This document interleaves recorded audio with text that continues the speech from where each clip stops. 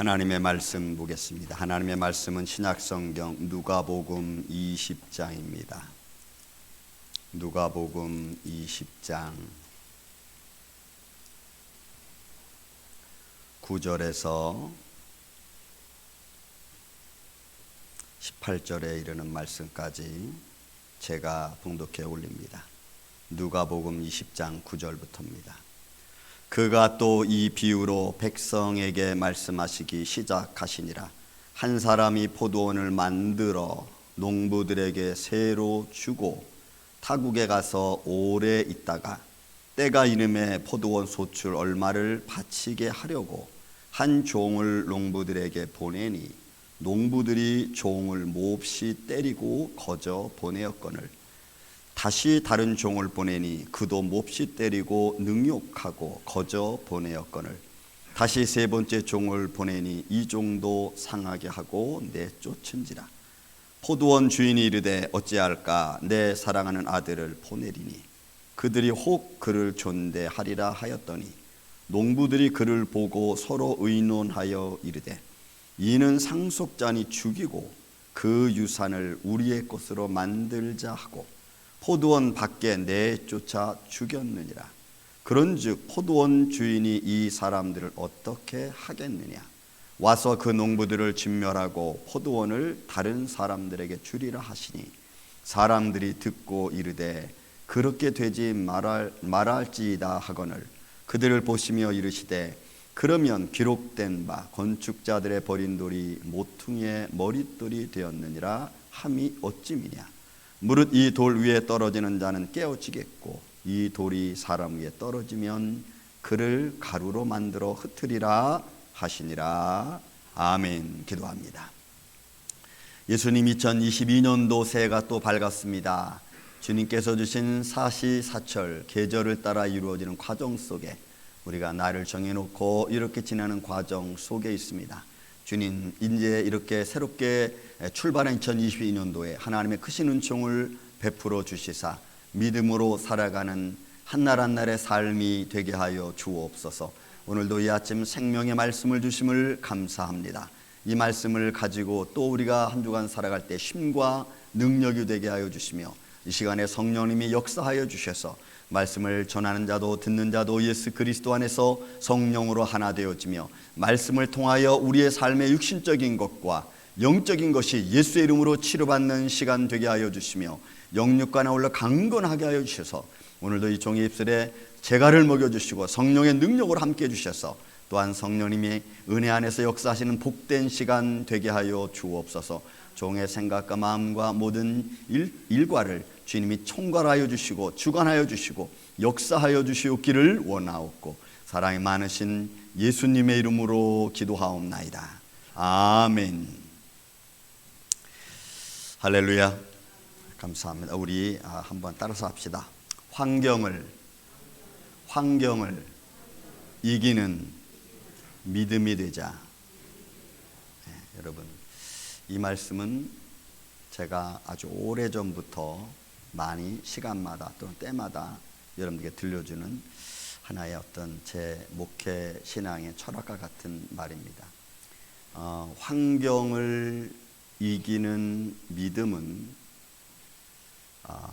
우리 삶에 너무나 가까이 와 있고 이제는 그렇게 하지 않으면 우리가 환경에 져서 환경대로 살아갈 수밖에 없는 현실이 되어버리고 말았습니다. 저는 그 환경을 이기는 성도들의 어떤 믿음의 발자취를 제가 듣고 볼 때마다 너무나 감동이 제가 됩니다. 오늘날 이렇게 바이러스 시대 때에 환경을 이기는 것은 참 쉽지 않은 일들 중에 하나인데 그런 환경 속에서도 우리가 하나님을 또 예배를 먼저 생각할 수 있는 마음을 갖는다는 것은 참 중요한 일이 아닐 수 없습니다. 저는 그래서 오늘 누가복음 20장에 있는 말씀을 가지고 내 것은 내 것이 아니다라는 말씀으로 잠시 여러분들하고 좀 은혜를 나누고자 합니다. 한번 따라서 합시다. 내 것은 내 것이 아니다. 한 번 더 할까요? 내 것은 내 것이 아니다. 포도원의 비유는 여러 가지 많은 말씀의 의미를 가지고 있습니다. 그 중에서 여러분들이 아마 많이 들었을 줄 압니다만은 오늘 저는 이 포도원에 대한 두 가지 비유를 여러분들에게 먼저 결론적으로 얘기를 드립니다. 이 포도원은 주님께서 우리 인생들에게 주신 어떻게 보면 완벽한 포도원입니다. 완벽한 인생에게 주어진 어떤 달란트, 재능이기도 합니다. 먼저 개인적으로 좀 보면은 이 완벽한 포도원이라고 하는 것은 내가 이 땅에 왔을 때, 이 땅에 올 때 내 몸, 내 건강, 내 생명, 이 땅에서 내가 충분히 살아갈 수 있도록 하나님이 나에게 주신 것들입니다.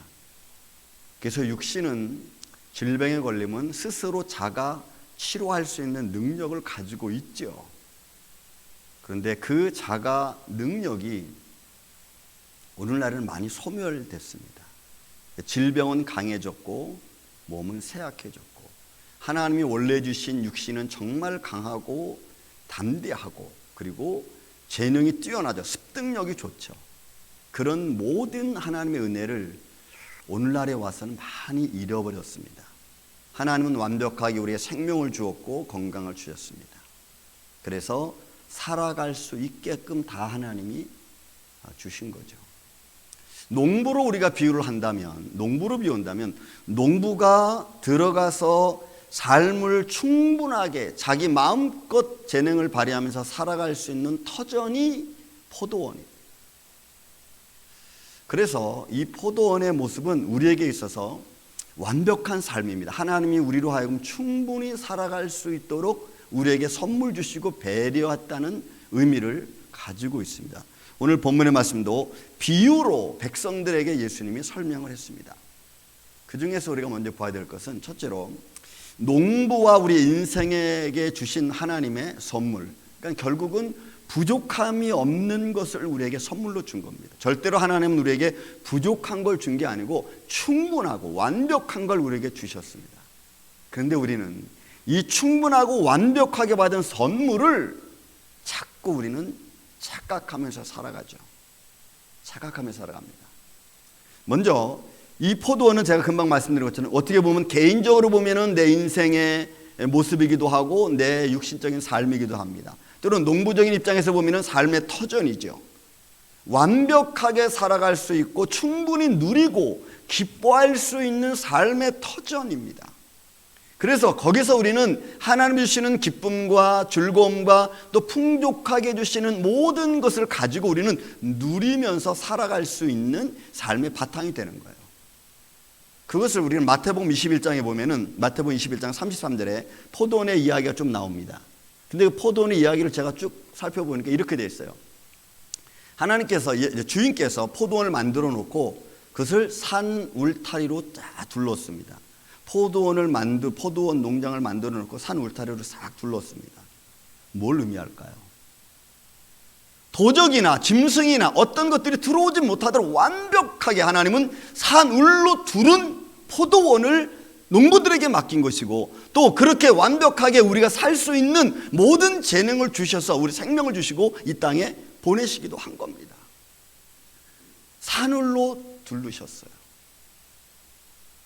도적이 침범하지 못하도록, 환경이 나를 지배하지 못하도록 하나님은 막으셨습니다. 산울로 막으셨어요. 그리고 집자는 틀을 만들어 놓았습니다. 여러분, 이 집자는 틀은 포도원 농장의 비유로서 집자는 게 굉장히 중요한 거예요. 왜 중요하냐면 포도원을 따서 수확을 해서 그 수확을 그냥 아무렇게나 놓는 게 아닙니다. 그 수확된 포도주가 잘 익은 포도주를 잘 짜서 즙을 내는 거죠. 그래서 그 즙을 내서 그것을 팔기도 하고 때로는 그것을 내 삶 속에 내가 흡수하기도 하고 살아갈 수 있는 바탕을 준비해 놓는 겁니다. 그래서 시설을 갖추는 것과 똑같은 의미를 가지고 있죠. 망대를 졌습니다. 이런 망대를 진 것은 농장을 관리할 수 있는 모든 시설을 준비한 거예요. 때로는 피곤하면 쉴 수 있는 장소도 됩니다. 구약시대의 망대는 그 농장을 지키는 것뿐만 아니라 농부들은 쉴 수 있는 곳 중에 한 곳이 또한 망대이기도 합니다.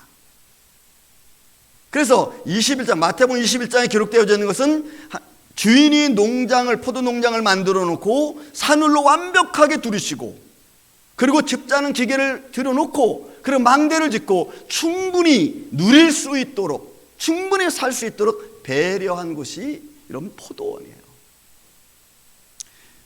포도 농장이라는 것이 얼마나 많습니까? 유럽에도 많고 미국에도 굉장히 많습니다. 그 중에 하나, 그 워싱턴 시티 쪽에 내려가면은 브로우라고 하는 포도 농장이 있습니다. 제가 그 포도 농장 좀 리서치를 좀 했어요. 이렇게. 브로우라는 포도 농장에 리서치를 해보니까 여러분 400에어커가 넘는 큰 포도 농장이에요. 여러분 400에어커면 어마어마하죠. 산 하나 정도 돼요. 어마어마하게 큰 거. 근데 거기서 그 사람들이 그 포도를 따서 그 다음에 어디에 집어넣냐면 잘 세척을 한 다음에 포도즙 짜는 기계로 집어넣습니다. 집어넣고 거기서 즙을 짜서 그 포도원에서 저장을 합니다. 그리고 와인을 만듭니다. 그러니까 저장 시설, 와인 만드는 시설, 그리고 판매 시설, 그리고 고객들이 오면은 그 농장을 구경하고 거기서 포도주를 맛볼 수 있는 시식 코너까지 다 만들어 놨어요. 완벽하게 맞습니다. 여러분, 포도원의 지금 비유는 그런 거예요. 하나님이 완벽하게 만들어 놓고 농부들에게 맡긴 거예요. 여러분, 우리 인생도 하나님 내게 주신 건강, 또 내게 주신 생명, 사실 하나님이 주관하시는 것이죠. 그래서 이 농부들은 이 농장 안에서 충분한 삶을 살면서 풍족하게 누리면서 서로 기뻐하고 즐거워하며 살 수 있도록 하나님이 베풀어 주신 거예요. 우리의 인생에도 그렇고 내 삶의 환경도 그렇고. 그래서 완벽하게 살 수 있는 이런 모습인데 우리가 자꾸 착각합니다. 왜냐하면 내가 이 농장을 주인으로부터 받았다는 것을 잃어버린 채 지금 본문에 있는 말씀처럼 여러분, 주인이 소출을 좀 받으려고 종들을 보냅니다. 첫 번째, 두 번째, 세 번째, 그리고 자기 아들까지 보내요. 근데 이 농부들이 착각해요. 그 농장이, 포도 농장이 주인 것이라는 것을 잃어버렸어요. 그래서 이 포도 농장을 자기 것으로 만들고 싶은 겁니다. 여러분, 농부들은 주인한테 세를 주면 되는 거예요. 소출을 주면 됩니다. 근데 이 세를 안 주는 거죠. 세를 안 주는 이유는 주인은 한 일이 없어. 내가 열심히 해서 농사 짓고 내가 열심히 해서 포도 농사해서 잘 관리해서 그것을 즙을 내서 팔고 이 잘 되니까 주인한테 주고 싶은 마음이 없는 거예요. 포도원에 주인이 있다는 사실을 망각한 거예요. 포도원을 짓고 농부들은 그것을 다 걷어서 주인한테 세를 줘야 된다는 것을 잊어버렸어요. 인정하지 않는 거예요. 주인을 인정하지 않고 그 다음에 세를 줘야 된다는 것을 망각하고 그리고는 다 자기 것으로 가져가는 거예요. 마땅히 주인한테 줘야 될 것을 안 주는 거죠. 여러분, 이게 오늘 우리들의 모습이에요. 분명히 주인은 농부들이 풍족하게 살아갈 수 있을 만큼의 모든 환경을 조성해 주었음에도 불구하고 그들은 그것을 인정하지 않습니다. 여러분, 오늘 저와 여러분의 인생은 어떻습니까? 제가 왜 초두에 환경을 이기는 믿음이라고 제가 말씀을 드렸냐면 이 상황하고 다르지 않아요. 포도원 농부들이 포도원에서 삶을 누리면서 풍족하게 살아가려는 그 마음이 주인을 잃어버리게 만듭니다. 이게 포도원 농부들의 마음이죠. 그들은 이렇게 생각합니다. 주인은 한 것이 없다고 보는 거예요. 내가 다 수고한 겁니다. 하나님이 풍족하게 주신 선물, 생명, 그건 망각한 거예요. 내 것이라고 우리가 생각하는 겁니다. 여러분, 세를 준다는 것은 간단해요.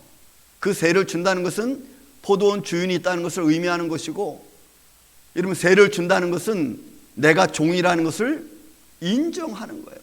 여러분, 우리는 렌트를 삽니다. 렌트를 사는 사람이 렌트비를 안 내면 그럼 주인이 와서 참 나를 쫓아내지 않겠어요? 너 왜 렌트비 안 내니? 내가 주인인데. 그럼 말이 됩니까? 안 되는 거예요. 그러니까 주인을 인정하지 않는 삶의 모습이 오늘 우리 삶에 너무나 팽배하게 담겨져 있어요. 내 삶의 습관이 언제인지 모르겠는데 내 삶은 내 것이라고 생각하는 겁니다. 하나님은 내게 건강 주셨다고 생각 안 하는 거예요. 그래서 우리가 두 번째 봐야 될 것이 내 것은 내 것이 아닌데 내 것을 내 것으로 내가 착각하는 거예요. 내 것은 내 것이 아닌데 내 것은 내 것이라고 착각하며 살아갑니다. 하나님 인간에게 여러분 자유의지라고 하는 아주 중요한 걸 주셨어요. 자유의지라는 걸. 근데 이 자유의지가 죄로 물들어 버리고 말았어. 자유의지가 죄로 물들고 나니까 이 자유의지가 소유욕으로 바뀌어져 버린 거예요. 내 것으로 바뀌어져 버리고 말았어요. 원래는 내 것이 아닌데 내 것이라고 생각하는 거예요. 너무나 욕심이 과해져 버리고 말았습니다. 그리고 우리는 그 착각 속에 살아갑니다. 여러분 보세요. 다시 말씀드립니다. 지금 본문에 있는 말씀 가만히 보십시오. 자, 소출을 받으려고 했습니다. 10절에 보니까 내가 이름에 포도원 소출 얼마를 바치게 하려고 한 종을 농부들에게 보냈습니다. 그러면 이 농장은 잘 된 겁니다. 그렇죠? 왜? 소출을 받을 수 있는 환경이 되었으니까.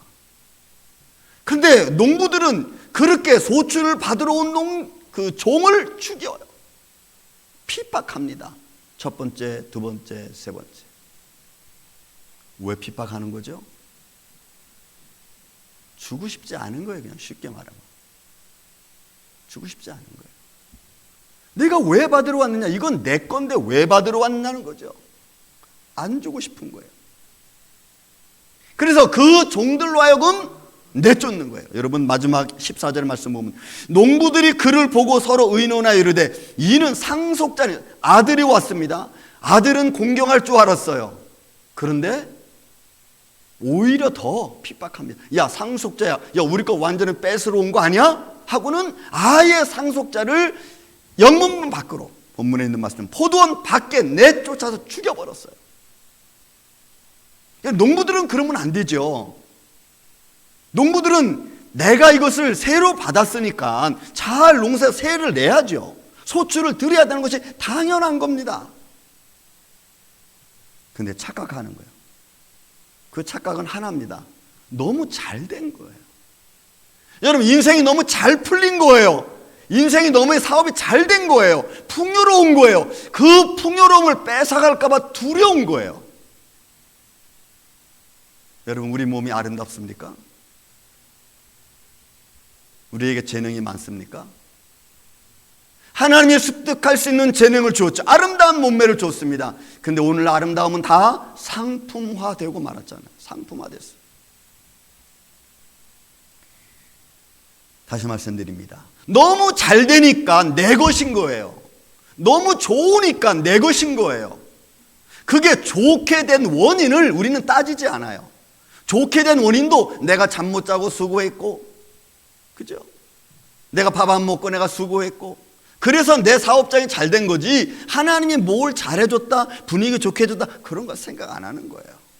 그냥 내가 잠 못 자고 내가 열심히 다니고 내가 수고하고 이래서 잘 된 것으로만 생각하는 거예요. 그렇게 할 수 있는 건강을 주신 것은 생각 안 하는 겁니다. 그렇게 할 수 있는 지혜를 주신 것은 생각 안 하는 겁니다. 그렇게 할 수 있는 분위기를 주님이 만들어 주신 것에 대하여 생각하지 않는 거예요. 그건 그냥 당연히 있는 거고 내가 잘한 거예요. 내 지혜가 뛰어난 거예요. 따라서 합시다. 착각하지 말고 살자. 큰 소리로 마십시오. 착각하고 말고 살자. 예, 여러분 우리 착각하면 안 돼요. 내가 잘난 게 아니고 내가 잘 습득해서 빨리 받아들인 게 아니고 그런 은혜를 내게 베풀어 주사 원래 하나님 주신 은혜 중에 하나죠. 잘 습득할 수 있는 은혜. 그래서 어떤 사람은 피아노를 잘 습득해서 빨리 잘 칠 수 있는 사람, 어떤 사람은 운동을 잘해서 운동을 빨리 습득해서 할 수 있는 선수로, 근데 우리는 그런 생각을 안 한 거예요. 내가 열심히 한 거죠. 내가 잠 못 자고, 내가 열심히 공부했고, 내가 머리가 좋아서 내가 습득했고, 육신의 건강이 좋아서 내가 운동을 잘하고, 그러다 보니까 그런 생각에 내가 사로잡히니까 보이지 않는 하나님은 영원히 안 보이는 거죠. 보이지 않는 하나님에 대한 찬양이 없는 겁니다. 여러분, 감사가 없어지는 거예요. 그래서 우리는 그런 하나님의 지켜주심, 하나님의 보호하심, 하나님이 완벽하게 준비해서 맡겨준 포도원을 우리는 자꾸 착각해서 내 거로 보는 거예요. 여러분, 사업장이 잘 되십니까? 하나님께 먼저 감사하시기를 주의 이름으로 축원을 드립니다. 여러분들의 그것을 할 수 있는 건강을 주신 하나님께 여러분 감사해야죠.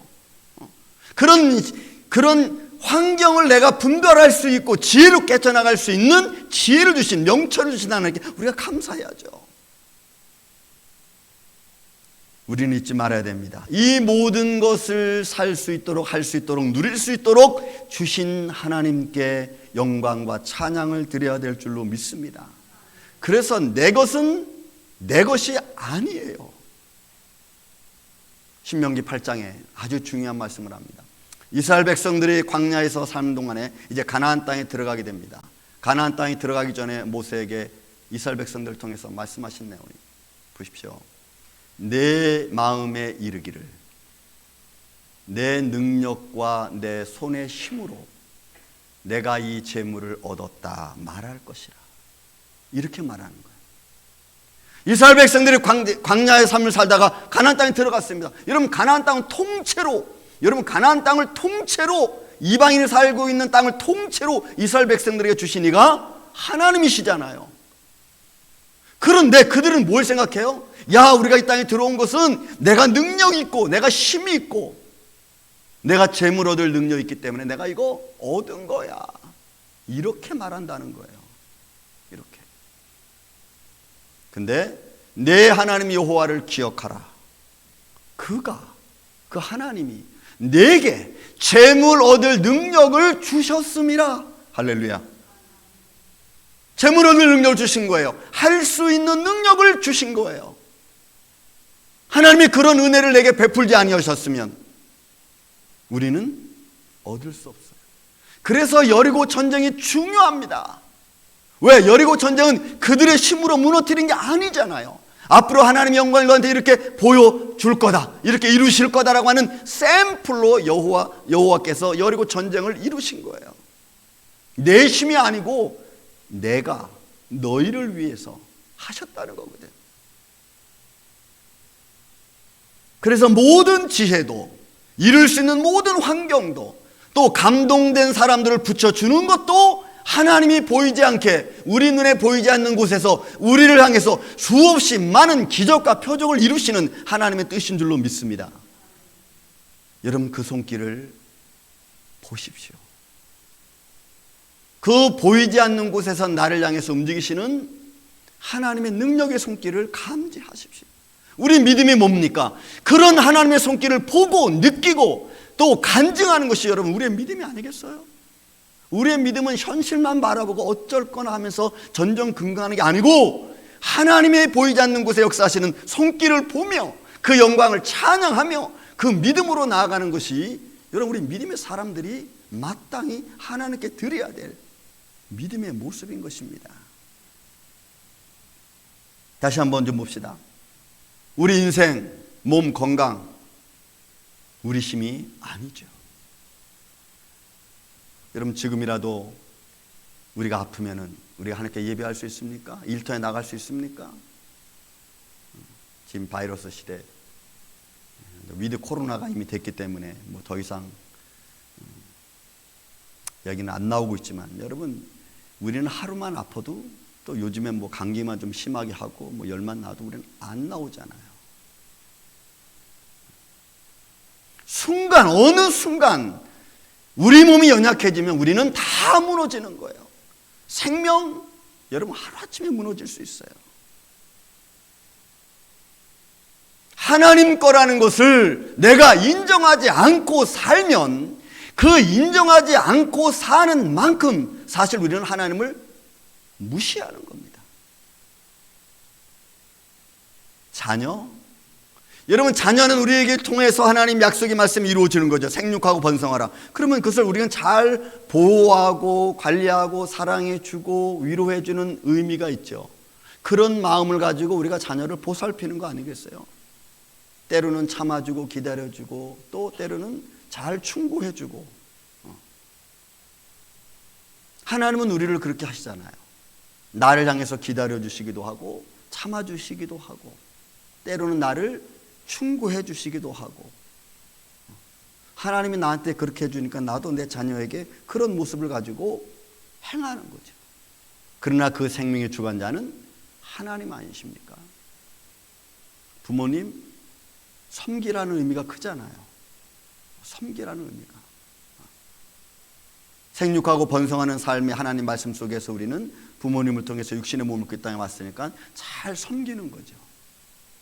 섬김의 모습, 사랑의 모습을 통해서 우리는 하나님의 영광을 보잖아요. 재능, 초대 말씀드린 것처럼 우리는 육신의 몸을 가지고 이 땅에 왔습니다. 내가 살아갈 수 있도록 하나님이 내게 재능을 주셨어요.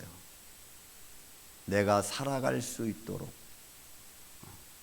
어떤 사람은 계산이 빠른 사람이 있고, 아까 말씀드린 것처럼 아까 어떤 사람은 피아노를 잘 치고, 어떤 사람도 운동을 잘하고, 어떤 사람은 상황 분리, 환경을 잘 판단하고, 그래서 사업을 잘 이끌어가고 재능을 줬어요. 그런 것들을 습득할 수 있는 능력을 주신 거예요. 그래서 그 모든 것들을 통해서 역사하신 하나님의 손길이 우리 안에 있는데도 불구하고 우리는 보이는 환경에 너무나 집착해서 그렇게 역사해 주신 하나님의 은혜를 다 잃어버리는 거예요. 망각해버리는 거예요. 그러니 우리 삶 속에는 보이는 것만 나가는 거죠. 오늘날 사회주의처럼 여러분 모더니즘 사회 아닙니까? 포스트 모더니즘 사회. 상황에 맞게 그냥 가는 거예요. 그 상황에 맞는 게 진리라고 본다면 절대 진리 가치는 없는 거죠. 그러면 절대 진리 가치가 없다는 것은 하나님이 없는 거예요. 그걸 판단할 수 있는 것은 그때 그 상황인 거예요. 그게 오늘날의 세상이잖아요. 여러분, 예수를 믿는 우리들이, 죽음에서 부활하신 주 예수 그리스도를 믿는 우리들이 절대 가치인 예수 그리스도를 잃어버리면 뭘로 판단합니까? 상황과 환경에 따라 늘 그렇게 움직이고 상황과 환경에 따라 지면은 뭘로 우리가 믿음을 지킬 수 있겠어요? 에이, 목사님이 아무리 그런 말해도 안 됩니다. 이게 안 되는 걸 저도 알아요. 진리니까 그냥 저는 선포할 따름입니다.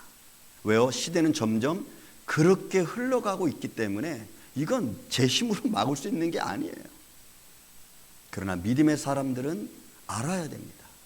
시대가 흐름에 따라서 우리 믿음의 삶이 어떻게 가야 되는지는 여러분, 우리 믿음의 사람들은 알아야 돼요. 성경 구절 3가지만 제가 말씀드립니다. 누가복음 12장 19절에서 20절에 있는 말씀. 누가복음 12장은 부자 사람이 자기에게 하는 말입니다. 내가 내 영혼에게 이르되, 영혼아, 여러 해 쓸 물건을 많이 쌓아두었으니 평안히 쉬고 먹고 마시고 즐거워하자. 이게 풍요로움을 가진 자들의 생활입니다.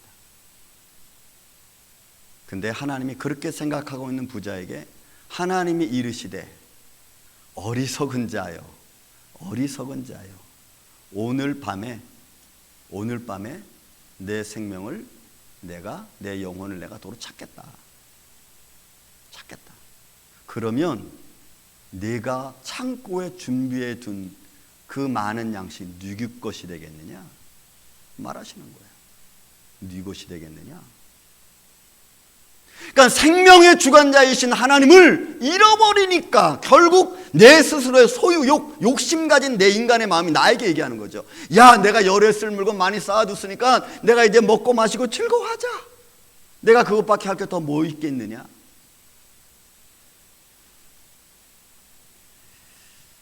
이게 오늘날의 우리들의 모습이고, 하나님을 인정하지 않은, 주인을 인정하지 않은 종들의 모습인 거죠. 사랑하는 이 아침에 성도 여러분, 우리는 우리 스스로에게 뭐라고 지금 우리 믿음에게 뭐라고 얘기하고 있을까요?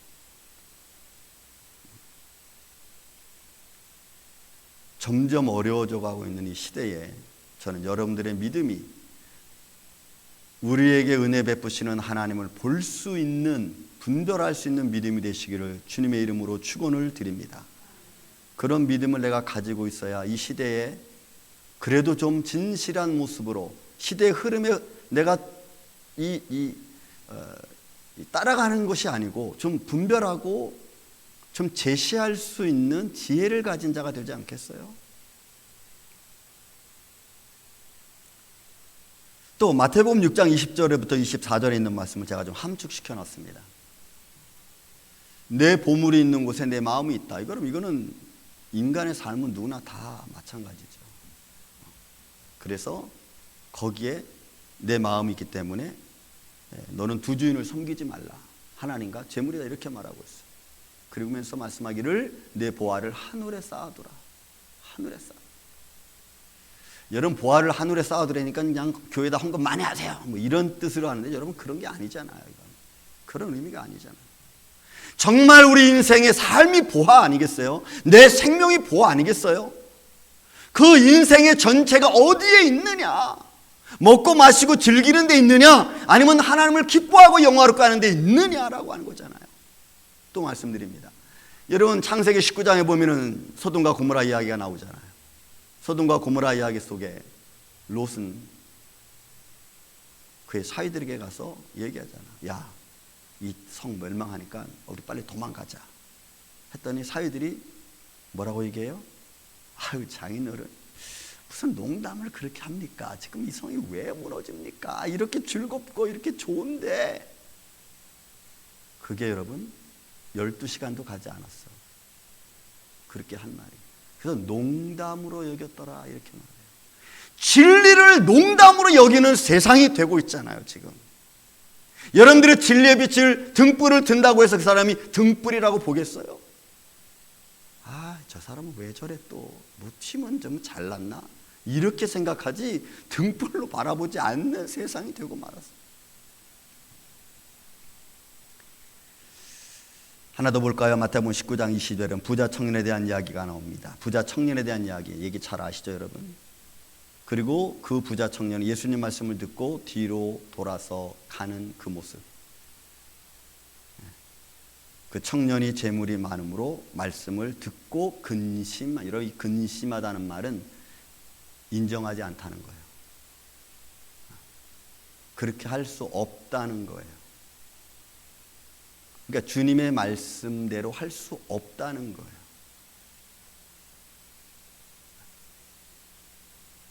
그러니까 우리가 말씀 속에 담겨져 있는 주님의 의도, 그리고 믿는 사람들이 가져야 될 기본적인 생각,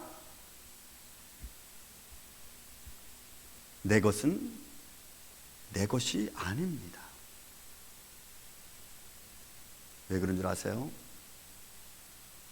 마지막에 주인은 결산하러 오십니다. 농부들에게 말씀하잖아요. 내가 와서 그 농부들을 진멸하고, 여러분, 진멸합니다. 하나님을 인정하지 않고 주인을 인정하지 않는 농부들은 더 이상 주인에게는 필요가 없는 거죠. 여러분, 렌트비 안 내면 주인이 쫓아내면 끝입니다. 그죠? 주인을 인정하지 않는 농부들은 필요 없어요.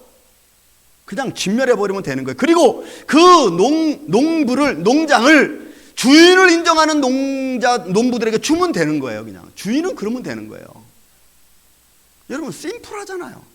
하나님 편에서는 심플한 겁니다. 우리가 복잡한 거지. 이걸 어떻게 내 것으로 만들까? 이것을 어떻게 내 것을 가지고 내가 누릴까? 이런 인간이 복잡한 거지, 주인은 심플한 거예요. 그랬더니 그 말을 들은 사람들이 듣고 이르되 그렇게 되면 안 됩니다. 그렇게 되면 안 됩니다. 아는 사람들은, 믿는 사람들은, 주인이 있다는 걸 아는 사람들은 그렇게 하지 마십시오. 좀 불쌍히 여겨 주십시오. 이렇게 말하는 거예요. 주인은 결산하는 사람입니다. 결산할 때가 있다는 거예요.